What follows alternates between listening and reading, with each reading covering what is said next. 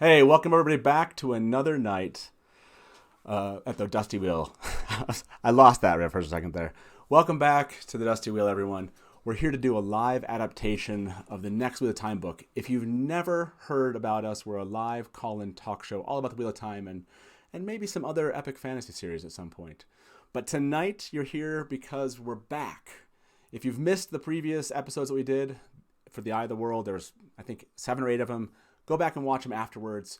It'll give you some context for why we might make some decisions that are a little bit different than what you found in the book. However, from last week's news, some of those things that we got rid of and retconned, let's say Loyal and Padan Fain, are actually, we know they're going to be in the Wheel of Time TV series. So I think even if we had cut them, we would have brought them back in at this point. Now we're here to start with The Great Hunt. We know that the writer's room has started on season 2, and we don't know how much of the book is going to be covered, in season 1. But we're just going to go with, we're going to start quote unquote our season 2 version of the live adaptation with The Great Hunt. Now, I don't know if all of you saw this. I want to throw this out there just as a note of some news. Narg, good old Narg on Instagram, threw a little image up of what is really this hazy image of what could be Tinker's wagons, maybe. So who knows? Maybe that's something from the set. Maybe it's not. Maybe it's just playing with our minds. But it seems like not much has been cut from the series so far, from what we can tell. So keep that in mind as we get into this next live adaptation. What can we really expect to be cut? What won't be? But let's be honest, we're really here to find out what you and I and my distinguished panelists want to cut. So let's get started. Let me bring onto the show my 2 panelists tonight, Todd and Tyler. Hey, gentlemen, welcome to the show. How are we doing? Good. Hey, Tyler is, for those of you that have never seen Tyler before, he's new on the show, but he's not new to us. Great Lord of the Dark. He's been discussing the Wheel of Time with us on Theoryland for at least 1 age, maybe 2. So, Tyler, it's awesome to have you here. And I look forward to your opinions because I've heard many of them, and I know you have this Wat Fu I can't wait to share with our audience. So now we might get Tal on with us. Mary couldn't be with us on tonight. Tal is actually in traffic, so she was supposed to be with us. So we might hear from her later. But for now, you got the 3 of us. Now let's jump into it, what everyone's really excited about. The beginning of The Great Hunt. This happens to be one of my favorite parts of the book. The prologue, the Darkfriend Social. Here's where we meet Boars.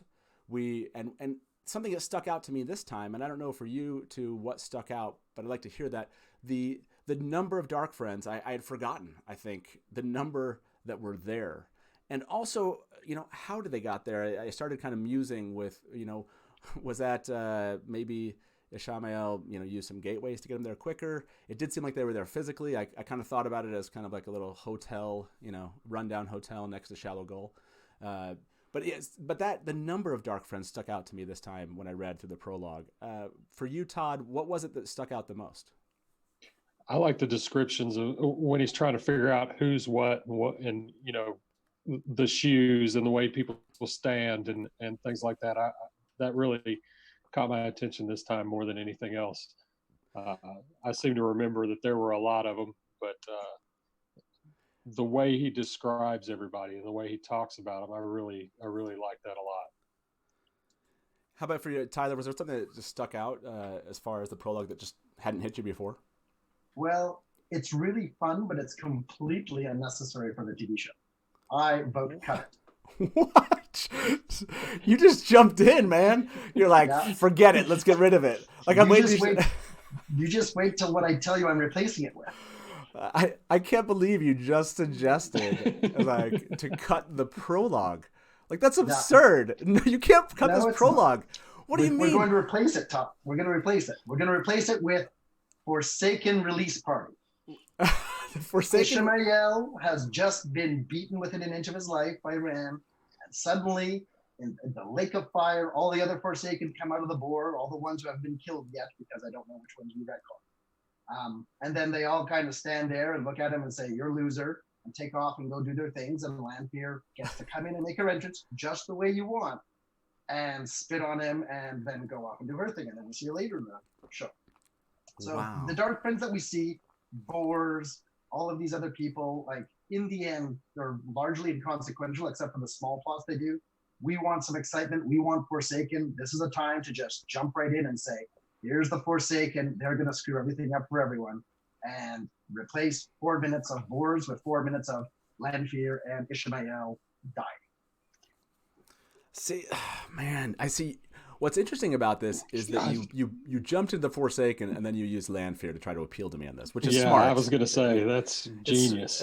It's certainly a smart way to try to appeal to, and you've realized that we have a smaller panel tonight, so we really only have to convince one other person on this in the show tonight. But okay, so the Forsaken release party. I love that idea. Okay, so I'm in on the Forsaken release party. But I still love. I still want the social. I love the social. I can't believe you're pushing me down this road. You're right in saying this, which is the dark friends that we meet here. Inconsequential, I wouldn't say all of them are, but certainly some of them are. And in the grand scheme of things, from protagonist, antagonist kind of perspective, a lot of them just don't really matter overall, as compared to some of the Forsaken. So, look, I'm not ready to say Forsaken release party is the way to go here, but I'm accepting this as the premise of adding the Forsaken release party in. I'm with that. I'll expand. I'm willing to expand the prologue, not necessarily here. Maybe expand this scene either in season 1 or 2 of the Wheel of Time series. Adding this kind of concept of seeing the Forsaken come out. But then again, maybe having both of these would be kind of, an odd combination.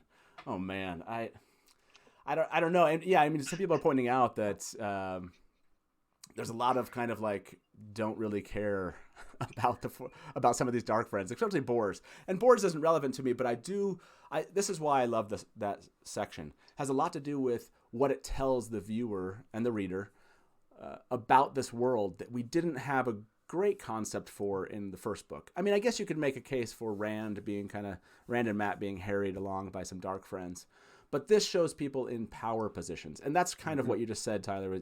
You were saying, let's bring the Forsaken in. They're the ones in the real power positions, which I agree with. I can't believe I'm like leaning towards. I did not come in here planning to lead to get rid of the Darkfriend Social. Man, I wrote so much about this. The world is upside down now. Okay, there is a description in the prologue that I liked. He whose name must not be uttered, and I definitely went Harry Potter in that moment in my head. I was like, there is kind of a, I don't know. There was a little Harry Potter-esque moment here where they were all meeting Voldemort, and and he was telling them their instructions. So there is maybe an aspect there that I, for the first time, did not like. But Todd, are you convinced by this idea of replacing the scene with a Forsaken release party? See, I think it's time for Tyler to go. Do you need to go, Tyler? My mama's calling. No, I like the idea, but I like the social too. Man, I could compromise. Why don't we move to social later when one of the Forsakens leave? Yeah, so Dana is bringing up a good point, which is this does feed into a lot of these kind of smaller conflicts. Shannara, the White Cloaks, you start to find out that they're kind of seated in all these groups, and it does kind of set the stage for the viewer and the reader again to question everyone's loyalties, right? This Darkfriend Social forces you to question the loyalties of every single person you meet, which I do love. Okay, it's because this book almost sets the tension about Rand right in this moment, which is it begins us all down this pathway of paranoia, right? It's who can we trust? Who is at this party? Who are all the people we're meeting that are new now? And can any of them be one of these individuals that we saw at this party? So, see, now I prefer that aspect of it. Not prefer, but I do love the idea of the Forsaken Social. So you got me on this. I'm not ready to say it, but maybe you can convince Tal if she comes in and we can hit this back up. I don't know that this aspect of focusing on the Forsaken. I think is important, and maybe we'll get that in season 1, because I think I was kind of pushing this idea that we would get the Forsaken in some way, maybe Lanfear at the in season 1. In other words, showing the release, but I didn't think of showing them all at the same time, and I don't think they all released at the same time. So not that the showrunners would care about necessarily that aspect of the metaphysics side, but see, this is one of those things. If we were on Theoryland, I would have written 5 responses and deleted them and tried again, over and over and over. Yeah. So I did like there's some other aspects here I did like of the prologue. Seeing the Trollocs and the Myrddraal, seeing how not scared they were, but just how much they were bowing to this presence of this greater power. But you're right, we did just see Ishamael kind of lose against Rand a bit, so maybe he's not that scary guy anywhere. We need better. I mean, don't get me wrong, I agree we need better antagonists than Ishamael, for sure. Seanchan is saying, can we combine it? There might be some combining aspect to this, but I don't know. Party social. Yeah, what did you say? A release party social. This is the release event of the year. Yes, I love. No, I don't know that I can walk away from this going that we just came up with it's a release party with the Dark One. But one of the things that had disappointed me in the books a lot was that we never saw this. We hear about it, but these people all got released. Why didn't one of them just hang out and murder the others when they came out? There's all kinds of aspects to why are they behaving the way they did? We know Agenor and Balthamel just ran for the goods right away and they paid the price for it.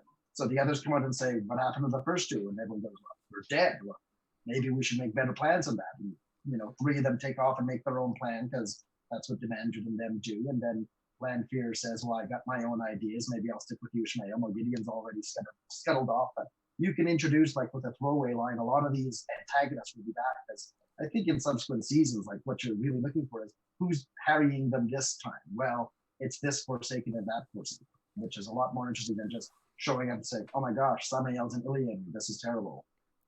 Yeah, no, I like that aspect. But, for example, is it too early to show the Dark One, the real Dark One? And so, right, if they're going to come out in Shallow Ghul, if they're going to, come out of this deep sleep, whatever, their prison, maybe the power that we see is also the Dark One in this moment. We don't really get familiar with him until later, but maybe this is an instance where we can, you might diminish Ishamael a little bit, but I think that's okay. So maybe there's some aspect here, if we did that we could show the real power behind him. The thing that's really coming after Rand, that's kind of directing the efforts of all the Forsaken. I just figure it's TV. You gotta show the goods as fast as you can. Yeah, I figured some people would be worried that'd be way too early. I know it's an interesting question. Super awesome. I can't pronounce awesomosity. There we go. Super awesomosity. Way too early. I agree, but it could offer up to the viewer some reason why we should care about another conflict with Rand and Ishamael yet again. That continues for me to be the worst part of the part of the books that I dislike the most has to be this continued conflict between Rand and Ishamael over the first 3 books. It's never, and maybe that's just because I've read them enough, talked about the books enough that I'm just beyond that conflict. But it's always felt just repetitive. So yeah, and that's why I kind of threw out the idea of maybe the Dark One coming in, but maybe it is too early. I like the idea of Seanchan put forward of calling this the Forsaken Homecoming. I like that. That's good. And the only reason I think, I'm going to throw this out there, the only reason it doesn't seem like this is a dream shard, and it's possible it is, they all talk about the clothing they're wearing and going back to rooms that they were in. It made me wonder. This is the first time I kind of questioned. I don't know. I always thought this was a dream, some form of Tel'aran'rhiod. And, now that we call it the Dream Shard, I always thought that this probably was. But the way I read the descriptions, the prologue, felt a little bit more like this was real at the time. So kind of made me wonder. I'm not sure that I have to go back and reread it. Now, I think we're going to go from here. Let's vote this out. Todd, are you for keeping the Darkfriend Social, or are you for going for the Forsaken release party, or are we at just a general Darkfriend Forsaken homecoming?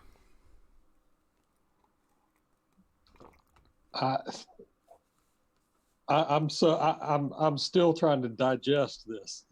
I can't believe you're speechless. I know I can't either. I mean, I'm working on my 5th reply here, so I don't even. I just wrote, damn it, Tyler. So yeah, I guess I could go with the idea of both. I like the social a lot. I really do. But I like that idea too. So, maybe some champagne and popping corks and hey, how you doings? And I don't see. You know what? I'm gonna say no on the Forsaken Release Party. I love the idea initially. I still like them showing up a little bit later. I still like the unknown aspect of where they're at and what they're doing, and maybe this this idea of them actually kind of just showing up at the beginning of this section, this season, maybe season 2, and just kind of coming all out into the open and seeing each other. That feels less. I don't know. The impact to me is smaller than if we just randomly run into these individuals. Kind of ups the ante. So I'm in for Darkfriend Social at this point, and to keep that in there.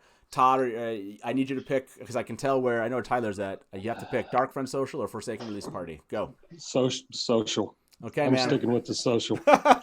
well done attempting to... Wrong again. I'm always wrong. Well done attempting to, take away the Darkfriend Social with the Forsaken Release Party. That was close, man. That was really close. And by the way, to those of you that are listening or watching, remember, these are spoilers. We're going to try, and we're not going to be addressing everything that happens at the end of the books, but it's possible stuff's going to sneak in. And then, as I've seen in chat, don't be surprised if your fellow fans throw a little spoiler out there in chat. So let's move on then, because we got our first kind of wind scene of the books after this moment of meeting all these dark friends.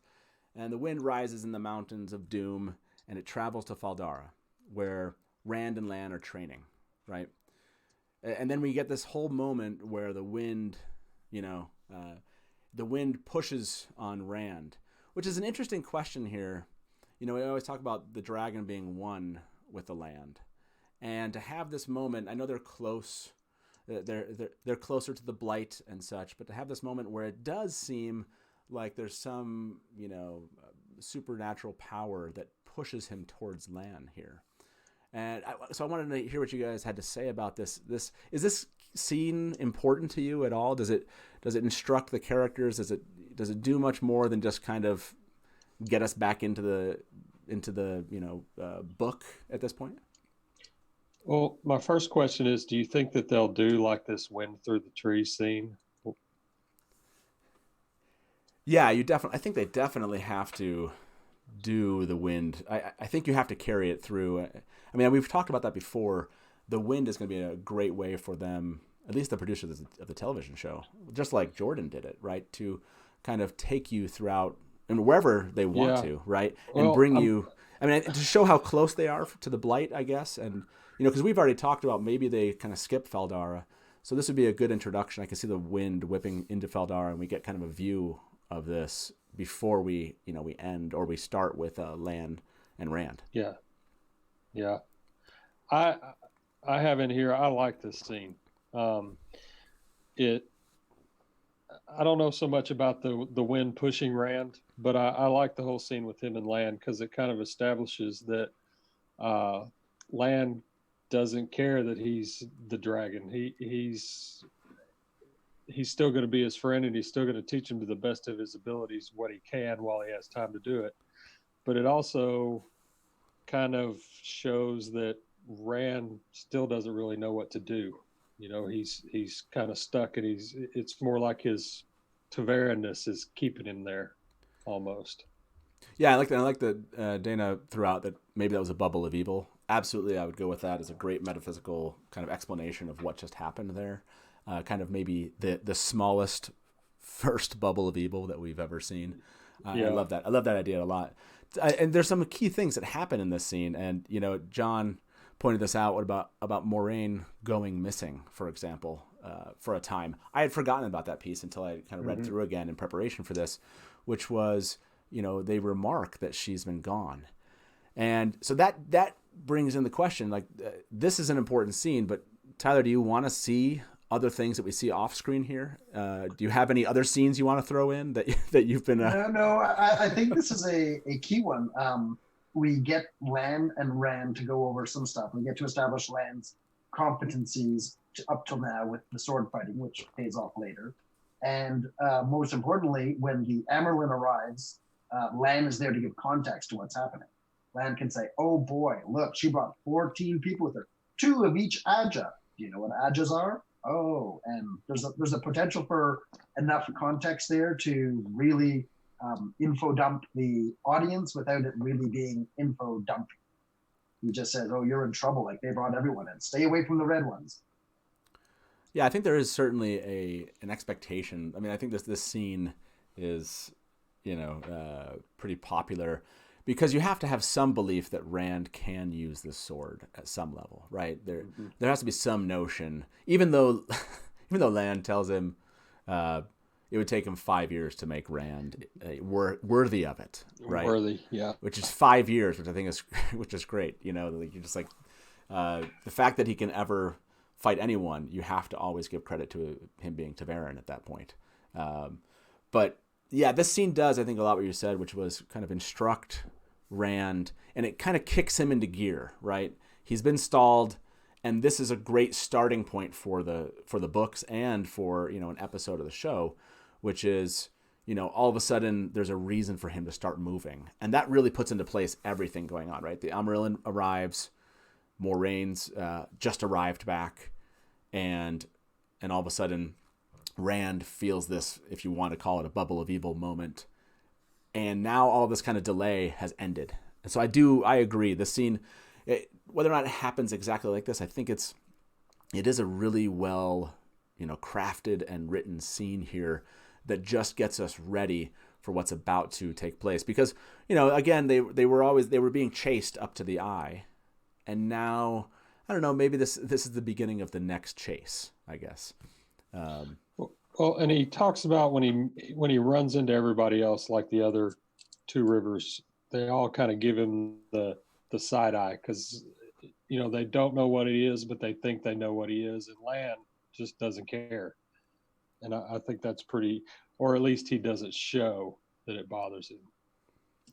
And yeah. I think that kind of establishes a thing between Rand and Lan. Yeah, that's true. Yeah. The fact that his friends are giving him the cold shoulder, added to like what Lan says, like you should have been gone a while ago. Like that's the whole impetus for the thrust of the episode is really Rand saying, "Okay, I've made up my mind. I need to get out of here right now. There's too many Aes Sedai," and sets off the rest of the chain of events that's about to happen. So would you add anything to this? Would you take away anything that we see? It sounds like we're all kind of building around the idea that this is an important scene, and not for the characters, for actually giving us, maybe creating this kind of bond between Rand and Lan that we haven't seen up to this point, right? Now we have a reason to believe that there's some kinship here that didn't exist prior. So I think we're on the same page, but is there something here that's missing? Would you want to be shown that Moraine was gone, or do you just want? I mean, there's a lot of exposition right here, right? We're being told a lot of things. Do you want to see the Amyrlin coming and then notice her, and then you want to see Moraine maybe coming back? I think she came back that night before, if I remember correctly. And do you want to see those things, or do you think that it can all be handled with this one scene? I have some thoughts. Do say. I think there's a lot of bouncing back and forth between characters like 2 or 3 times in the course of this next 6 chapters. I think the first thing that should happen is if the Amyrlin's going to put on that she's angry at Moraine, the first thing she does is Moraine gets locked in a room and the Amyrlin acts like she's pissed off and she's like, in there chastising her, and then whatever's going on, like a lot of this stuff can be mixed together. So later on, I don't want to necessarily see a scene with Leandrin or Varen walking down the hall and exposing what's going on all through the world in False Dragons. That's all info dumpy exposition that's of no real relevance. What we need to see is the Amyrlin is trying to conceal the truth from Moraine, and later on, when after the keep's been taken, and Varen sees the prophecy, that's the moment where we first see Varen, and she says, "Oh, and by the way, you must be, one of those boys must be the Dragon Reborn." And then Swan and Moraine have to instantly decide to trust her. And you cut out a lot of this back and forth with Moraine talking to various people, which I think is kind of boring from a show perspective. Like in the books, you need it all, but really what we need is a reason for them to trust Varen, which is she's figured it out. And we need them to get to the key scene, which is when the Amyrlin wants to talk to Rand. Okay, so you're asking for like a straight up rewrite of this section, which some of the points you made I do agree with. There's way too much exposition for the show. However, there are some key parts of that I think are important. But I don't want to jump too deep just yet, because I want to ask you and Todd, do we need this whole moment? So Rand sees the Amyrlin coming. Do we need his running through the apartments thing?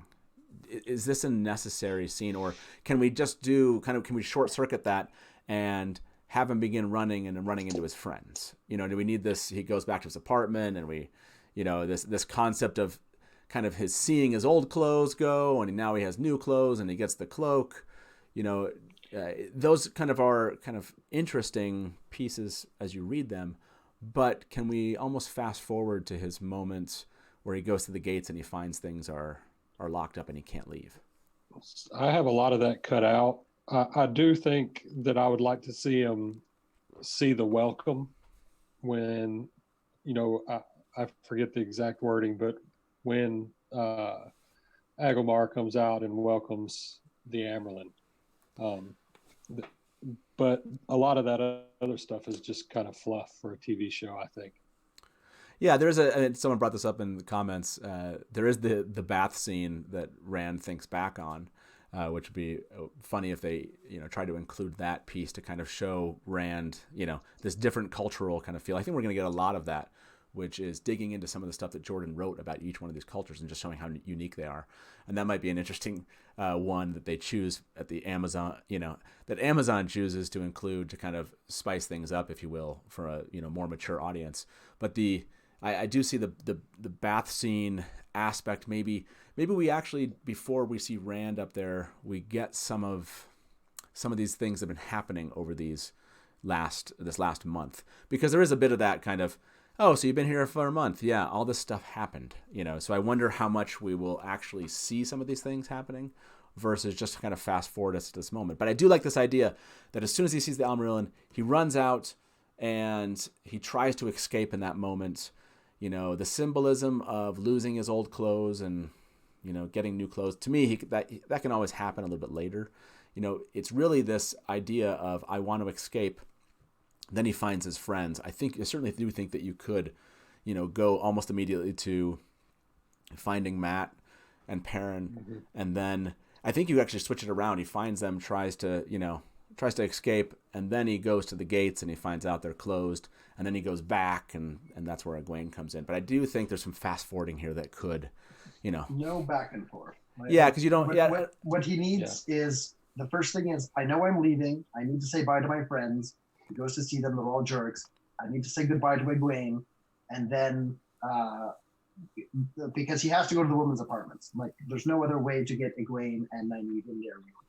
And if we're going to showcase some part of the culture, why not showcase the part where there's a certain area that men are just not allowed into, as opposed to the fact that they walk around naked tiddly people who are country bumpkins.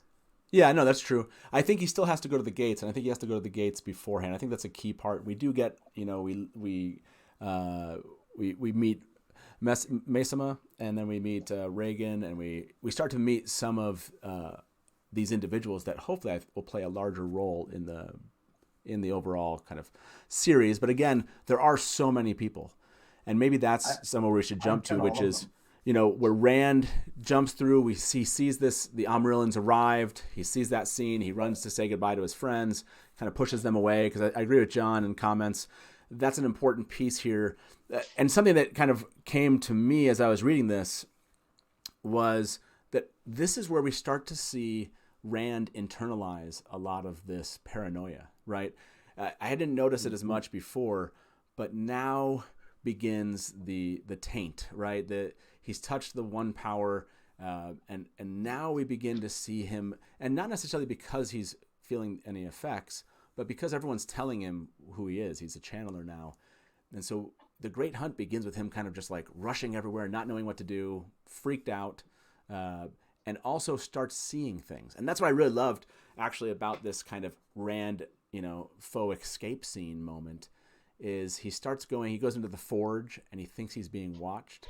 And he goes out into the armorer's yard and he thinks he sees somebody. He thinks he hears somebody laughing at him. And even when it's not the wind, he wonders if it's on the wind, but then it's not. So in the end, I love this aspect of it, and I'm hoping they include. I hope the writers of the show have noticed this, where Rand is in this moment of kind of deep, paranoia about, who he's becoming, and that kind of seeds this feeling of, the Rand that we meet books later, right? It breaks him down. So anyways, did any of you notice that piece? Did you like that aspect of his kind of escape scenes here? Or do you think they should just cut that and just get to he sees his friends, he goes to the gates, and then he goes with Egwene into the women's apartments? I would go with, there's a lot of dark friends in this city. And I think what you need to show is Liandrin out in the open as a Black Aja, as we know she is, like, right from the get-go. You can even have it to Darkfriend Social earlier, like, showing her face, because that's the way she is. And that way, the audience their attention's kept on Liandrin, and all of this is about him escaping Liandrin and the spies she's moving through the keep, as opposed to anything else. I would take a lot of the secondary characters and save them for introduction later when they actually go somewhere. I'd have Rand starting to develop his friendship with Ingtar, and a couple minutes spent there would establish him as a good pal, and why they go, he's confident with Rand as his second on this quest that they're about to go on. So there's a lot of like secondary characters I guess you could cut out of that. Really just keep it focused on Leandrin's bad. You don't need more than a minute or two to show that, and that she's chasing after him. Ingtar is there, and I'd skip some of the back and forth with other stuff, like just get him to the women's apartments with Ingtar's help, and then have the nighttime attack. Would you kind of rearrange things, Todd, like that? I mean, in the sense of, taking out a lot of this kind of running around town and just kind of focusing on the main characters and what's happening. Yeah, because like I said, that all seems like a lot of fluff. And like somebody said in the comments, I forgot who it was, but that's the old yeller, get away from me, dog, run, that's kind of the way he treats his friends. And I kind of agree with that, and I don't think we really need to even see it. Okay, I mean, I kind of disagree with these, but hold on a second. Before we go any further, as a reminder, if you're new and you're watching this for the first time, this is a call-in talk show. So feel free, the phone lines are open. Feel free to give us a call at 1-313-825-5968. That's 1-313-825. 1-313-TALK-WATT is the other way you can think about that. So yeah, give us a call. Let us know if you agree so far with the Darkfriend Social versus the Forsaken release party. And if you like how the story begins, if you want to see it kind of fast forwarded to this moment of the attack, and how quickly do you think we can get there, right? If we think about this as a single episode, do they need to be leaving, if you think about, the beginning of the Great Hunt until the leave takings, can you cover all of that in one single episode? If you cut a whole bunch of these people out, because, there's a lot of descriptions of a lot of people, and I don't think we need all of those descriptions of all of those people. See, but part of me believes, I agree with what everyone's saying here, which is that there are a lot of people and there are going to have to be some cuts. But this is what the Great Hunt does so well, as compared to the Eye of the World. It really opens your mind to just how much, from a political standpoint, how big this is, right? How many people are involved. If they ever go big with the show, I would want them to go big from a total number of people, named characters. I would love to see them do that in this, let's say season 1 is really popular. Let's say we don't get into the Great Hunt. Let's say it breaks there. This to me is an opportunity to just show how big and how complex, and that's why I think the Darkfriend Social works so well. So I agree, cutting some of these things would be nice from the perspective of streamlining it. But I just feel like this is a great moment for them to actually dig into a lot of these named characters. I don't know. Let's we have someone online. Let's bring in Wayne from Chicago. Hey, Wayne, welcome to the Dusty Wheel. How you doing tonight? I'm really well, actually. Great. So what have you responded to so far? Are you a Darkfriend Social or a Forsaken Release Party fan? Well, see, the Darkfriend Social was the first thing I read in Robert Jordan's Wheel of Time. I received a Great Hunt in 1994 as a white elephant gift. That was Had you never read the Eye of the World? Did you start with the Great Hunt? No, I read the prologue and realized I need to go back and read the Eye of the World. But that was my white elephant gift was the Eye of the World. The Great Hunt. So I went back and bought the Eye of the World, and I've been stuck ever since. So yeah, Darkfriend Social. What is it that appeals to you about that scene? Why do you like that scene? You gotta.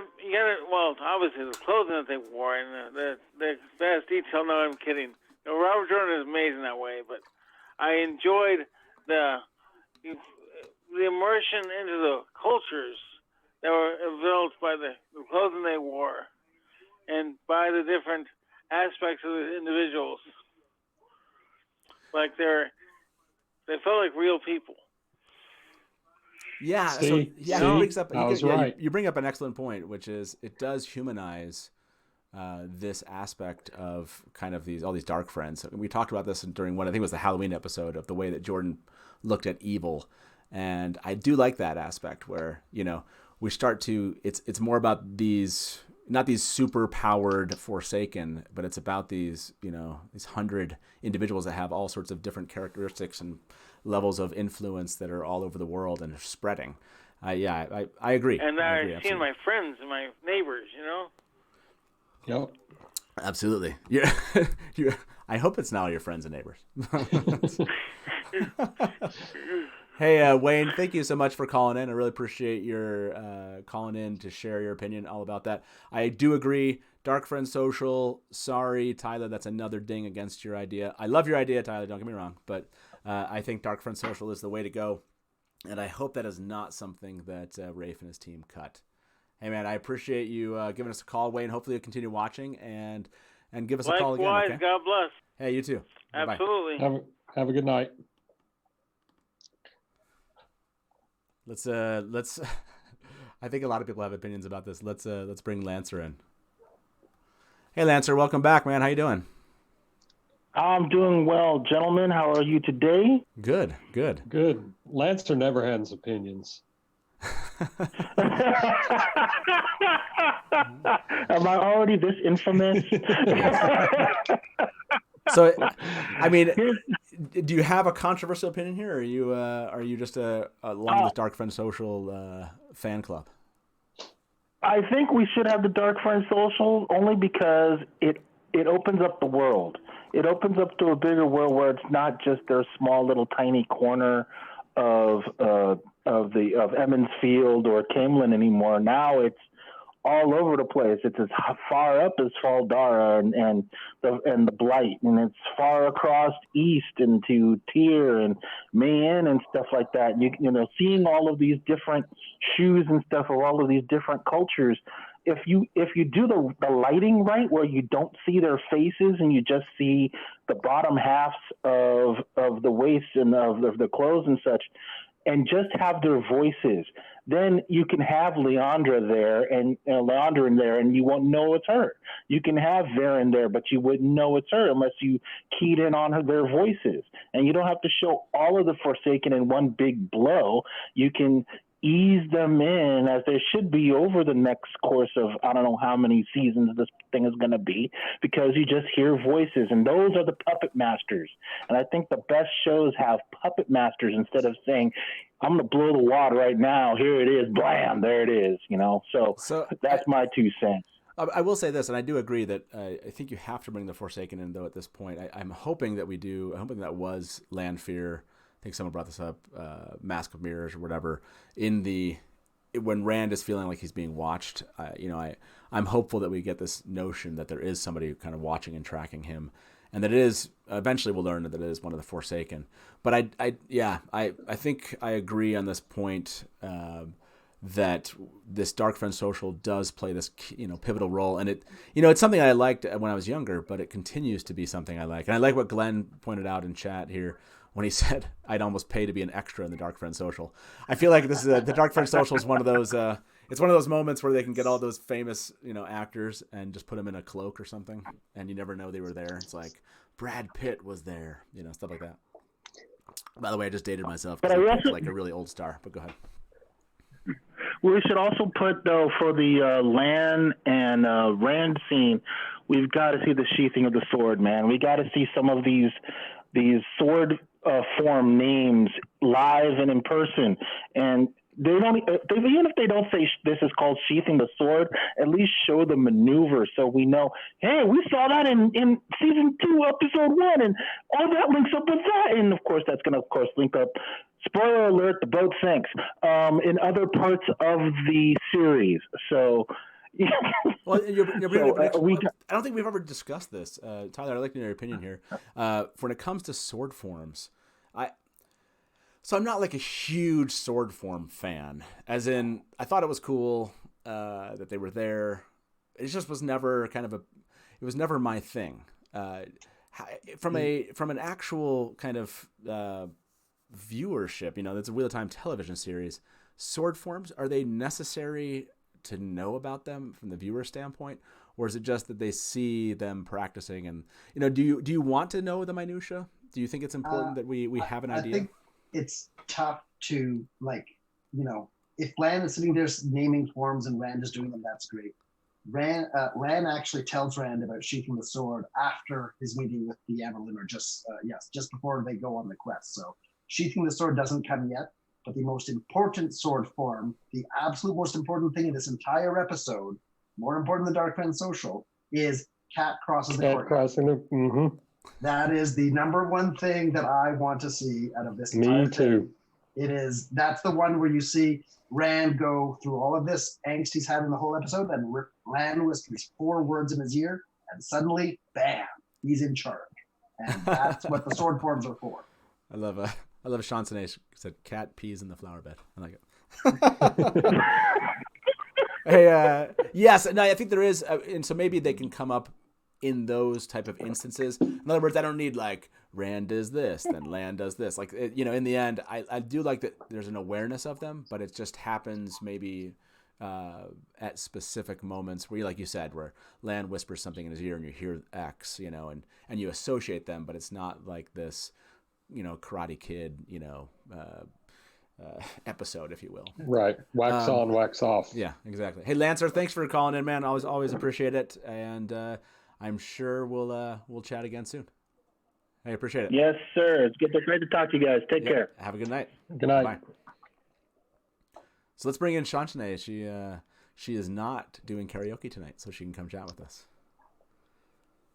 Shayol, how you doing? Welcome to the Dusty Wheel. I'm doing well. Yeah, so you have all sorts of topics. Do tell.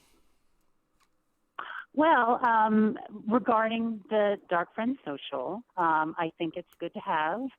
And I think that it could make for a really cool moment if we see Liandrin and Alviarin at the Darkfriend Social, and then we see them in Dara in the retinue of the Aes Sedai. And then the viewer is, going to have a heart attack when they see that this is their first introduction to Black Aja. Because, it's no secret that Alviarin and Liandrin are Black Aja, so there's no point in, teasing that reveal. You know what I mean? So I think that would be a cool moment. That way it builds tension when we see them again later, and when Egwene and the others go with Liandrin, so I think there's no reason not to do it. But also think that go ahead. I was going to ask you, do you feel like Liandrin is kind of that, trying to think of what it is, kind of generic fiction villain? Like, does she come across I mean, do. because I'm hopeful. I'm hopeful they're going to write her more complex than I've ever. Maybe I just don't remember. Maybe it does get there, but I don't know. She just it's like she's that kind of has that, I don't know, one-dimensional evil For the about her. evils. Yeah. Yeah. Mm-hmm. Yeah, I've always felt that way too. And I think that they could, do something to expand her or give her layers, because right now she's just a mean girl, and that's not interesting. Yeah. Alviarin is more interesting because she's White Aja, and so you get the impression that she logicked herself into this position. But Leandrin's just mean, and that's not that interesting. Yeah, I'm hoping that they I'm hoping that they change it. They have an opportunity here to do that. And again, maybe it's just because there's so many named characters. It's really hard to kind of dig into each one of them and give too much time. And maybe we're just going to get some characters like that. But anyway, sorry, go ahead. Yeah. Well, I was going to say that they could introduce some of the Forsaken at the Darkfriend Social, like Lanfear and Asmodean and Samael and Belal, just to have them, because they're like the first group that sort of, and Mogedian, I guess, she could come in too, and save the sort of like next tier to be introduced later, like final bosses like Sumerog and Demandred and stuff like that. But have your first little group, show up at their Forsaken homecoming party, and just kind of tease them a little bit, because they are important and they're going to be important. And I feel like there's no reason not to introduce them sooner, because the Forsaken were always very fascinating to me when I was first reading the books. Once they introduced Agenor and Balthamel and immediately killed them, and I realized there was 13 of them, I was like, well, who are the others? Yeah, and that's true. But I do like the idea that you just mixed, which was to bring kind of some of Tyler's idea back in here, which is maybe that Ishamael kind of introduces them, or somehow they're integrated into this presentation that he does at the Darkfriend Social. I think they certainly could change that scene around. Really, to me, it sounds like everyone said that the key here is knowing that there's just a ton of individuals that are working for the Dark One, and how they actually approach this scene doesn't have to be exactly like what we saw. It's creepy for sure, which I absolutely love. But maybe there are some ways here. Like, I wonder if you could almost turn it into like I guess it's what you put out there, what others put out there is like the Darkfriend prom. Like, it certainly could be kind of more of a social, if you will, like an actual social, versus just kind of this like deep, dank room or something. Well, in theory, the Forsaken would be their recruiting henchmen, recruiting people to work on their behalf, because they're not working alone. And so, Mogedian has to like find some way of touching base with Leandrin at some point, because I believe she starts out working for Mogedian, doesn't she? I don't remember. But Yes. So like there has to be some kind of introduction. So this seems like the perfect time for the Forsaken to come in, and Belal says, okay, you are working for me. Samael says, you are working for me. They just kind of go around and they pick the ones that they want. You know what I mean? Yeah. Because, like Dana just called it a networking party. Yeah. Yeah, So, pretty much. Fix. I mean, that's perfect. But Andrew brings up a good point in chat, which is he pointed out that casting them and then actually bringing them into the series, then to not have them, I guess they could do kind of a one episode arc like they're suggesting they're going to do for Padan Fain in season 1.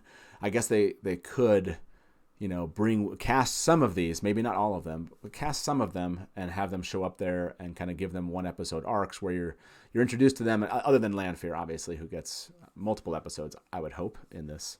But yeah, there's a chance here, because once you have them, you're going to want to be able to retain them in some way, and how many episodes you're going to give them. And I guess what they could do, right, is they could throw a couple of these Forsaken in to this and see how good these actors are, and then if they really think that they're working well, that could maybe instruct some things they're going to do later on in season 2 and season 3. So I do like this idea of mixing them together.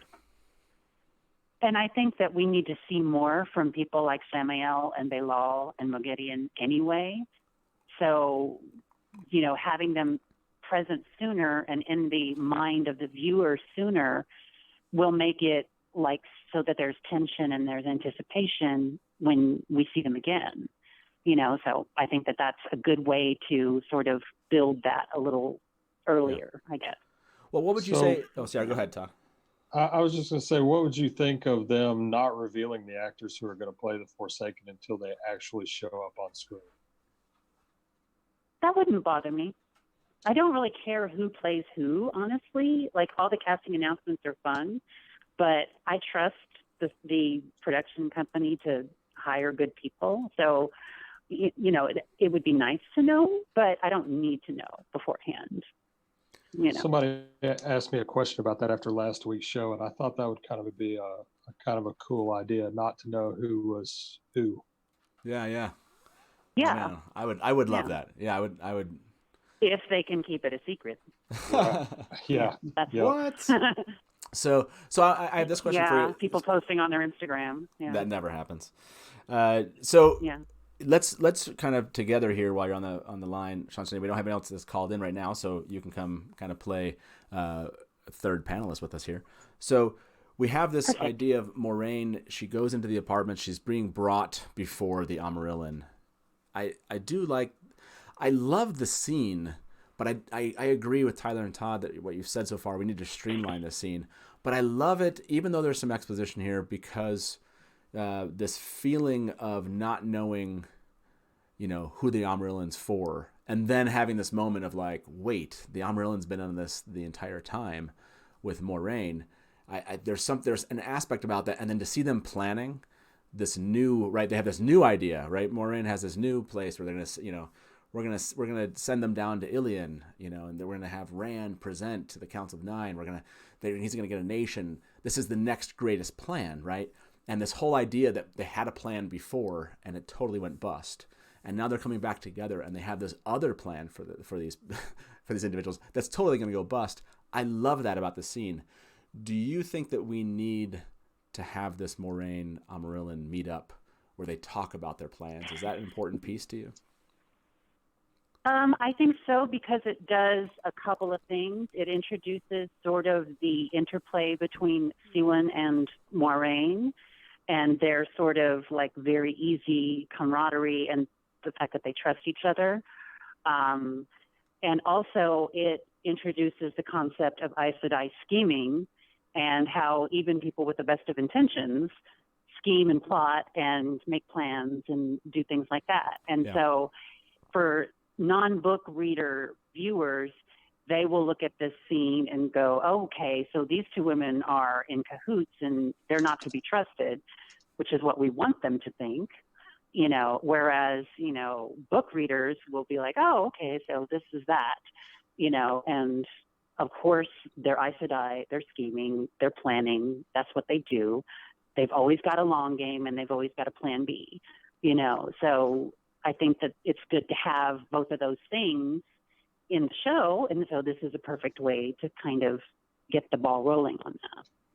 Yeah, Tyler, what do you think about that? I mean, being introduced to the Aes Sedai here, scheming, and then that nature. I feel like this is a good way to do it. I mean, you can do it a lot of different ways. Swan and Moiraine are the right ones. Say that again. Swan and Moiraine are the right ones. They've been scheming in secret for 20 years, and I think the moment when Varen catches them in it is where you do this. You don't have to do the exposition and then have Varen find out about it. You can just have Varen go, I think I figured it out. And then you get the exposition as they explain their plan to Varen, because now they're caught. They either have to get rid of Varen or they have to bring her on side. So that's where you get to tell the audience and everyone what the plot actually was. Or you don't even say it right there. Should they just say, okay, well, we're going to trust Varen, and then when you get Rand in front of the Amyrlin, that's where they expose the whole thing to him as well.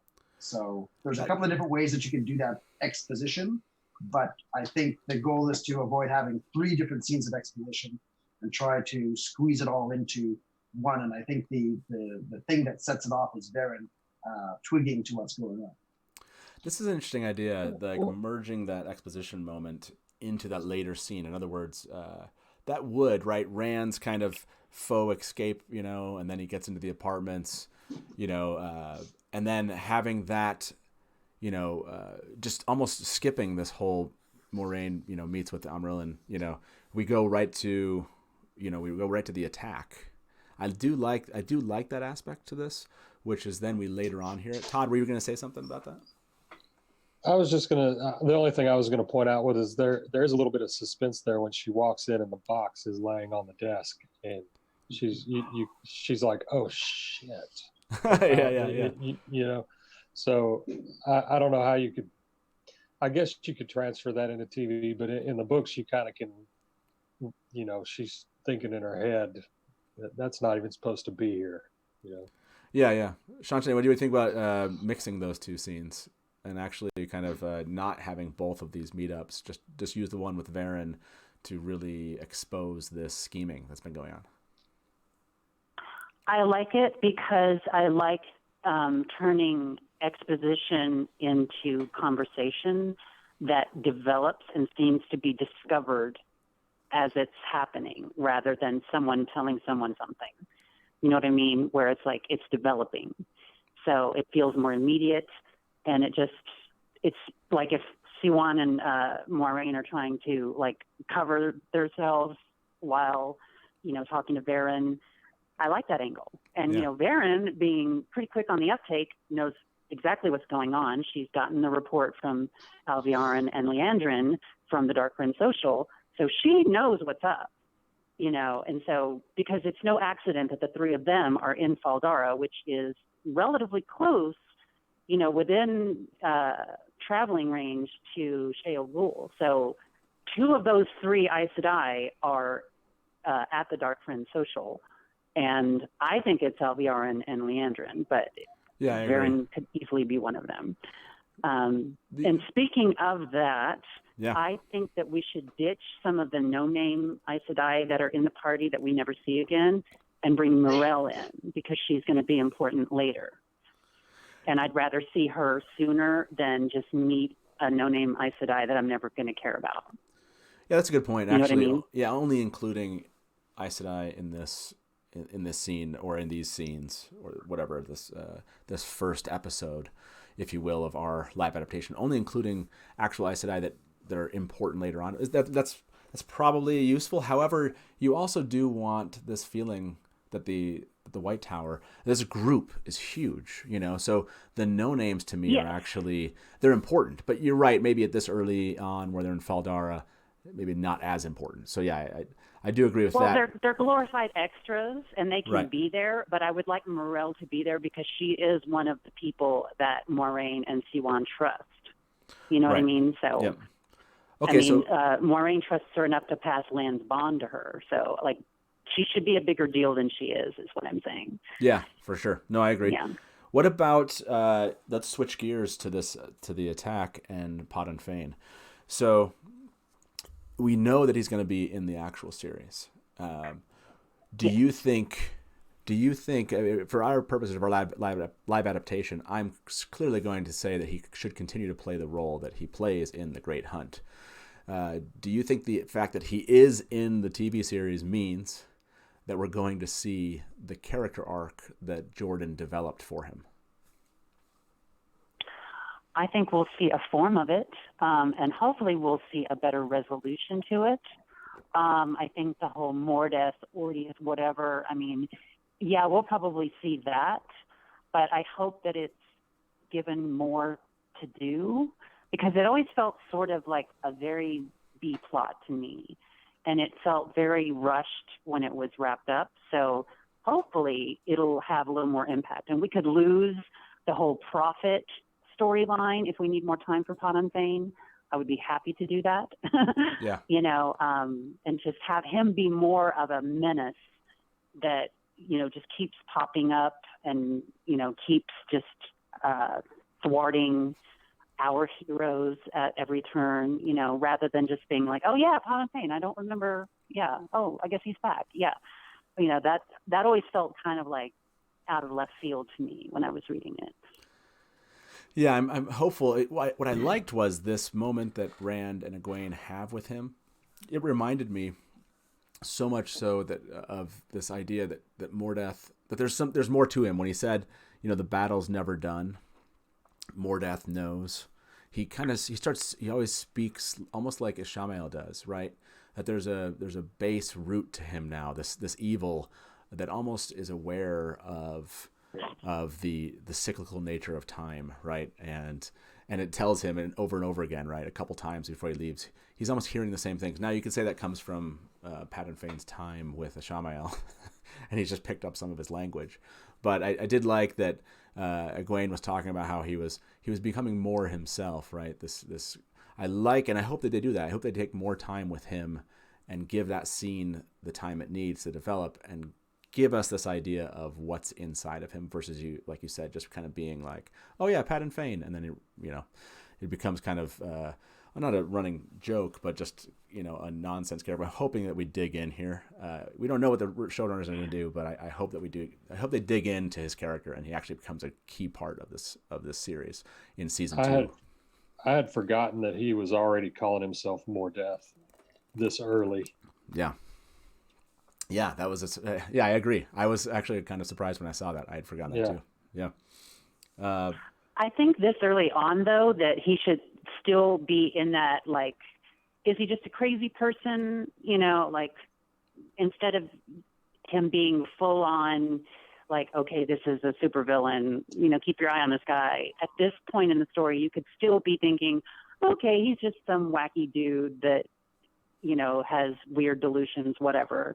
So that the characters aren't like immediately, because they know this guy. This is a peddler that's been coming to the Two Rivers for as long as they can remember. So they're just like, oh, he's crazy now.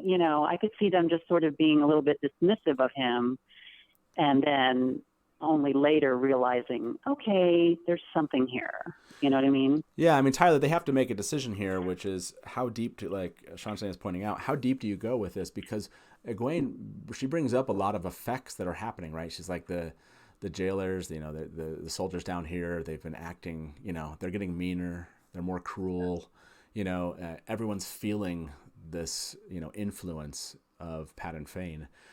How much do you dig into that versus how much do you just kind of ignore it for other plots that are happening, right? The television series have to decide, because this is an important moment for Padan Fain, and actually build out the idea of him, or do you just kind of leave him as an unknown? He's kind of a crazy, wacky dude, and he runs away with the horn. I think it's important to build him up that he was a normal person. I mean, twisted by the dark, whatever. But the whole point of Padan Fain and Mordath is that he uses the dark's tactics against the dark. He basically becomes as evil as the dark in fighting the dark. And that's the path that Rand has to consider at some point. Once we've established that that's what Mordath is all about and Rand's been exposed to it, he can get killed off at any point. He can get killed off at Falme. He doesn't do anything other than like influence people like a puppet master at later points. And his demise was kind of not well appreciated in the book. So once you've made the point that he is the example of fighting the dark with the dark's tactics, and that is a path to evil itself, and Rand rejects that, then you don't need him in the story anymore. So you could get all that through and handled in this season, and then you can kiss Padan Fain goodbye. Yeah, I do like him as potential interesting antagonist there, because I don't want to just see Ishii continue to play that role. Lanfear also comes into play here, and you get both of them kind of almost teasing and tempting Rand all the way to the end. So, and obviously you get Varen coming in. I mean, there's some key individuals that are showing up right here at the beginning that are going to be extremely important as you go through the Great Hunt. And that's why I almost like the fact that we have the Darkfriend Social, and then we hopefully don't see Ishii very much until the end, maybe, because I think he doesn't continue to play like a very important role in my mind. Well, and he suffers from Leandrin's same problem. It's like he's just a mustache twirling villain at this point. He doesn't get interesting until he gets reset as Moradin. Right. It's when he's like flaming eyes, flaming mouth guy, he's just Voldemort, and that's like, okay, whatever. Right.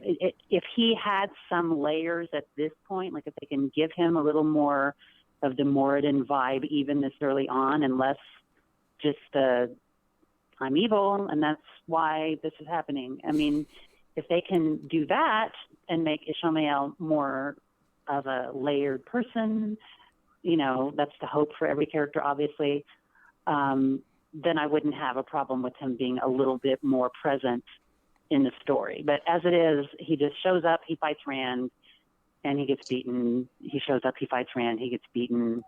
Yep. I mean, I feel like we can do more. Right. So we got to we kind of got to chapter 7. I want to speak to chapter 6 before we end for the evening, and let you go, Seanchan. The chapter 6 portion of the attack. Is there anything here were there any key scenes about what happens here that you think are vital to the actual television series itself, other than obviously the escape of Padan Fain and taking the Horn of Valir and Matt's dagger with him? Is there anything else that's happening here that you think we must have, or should we cut something that's going on?